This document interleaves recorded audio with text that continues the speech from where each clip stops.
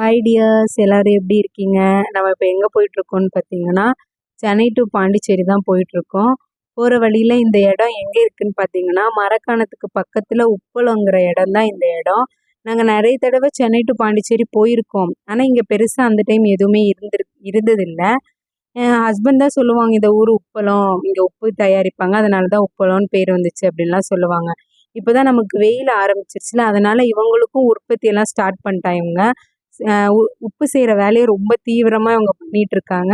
Actually இவங்க எப்படி பண்ணுறாங்க அப்படின்னா, கடல்லேருந்து ஏரிக்கு வந்து சேர்கிற தண்ணியிலேருந்து அந்த தண்ணியை எடுத்து ஸ்கொயர் ஷேப்பில் ஒரு மாதிரி குழி மாதிரி க்ரியேட் பண்ணி அதில் அந்த தண்ணியை வச்சு அதிலேருந்து ப்ராசஸ் பண்ணி இவங்க உப்பு எடுக்கிறாங்க.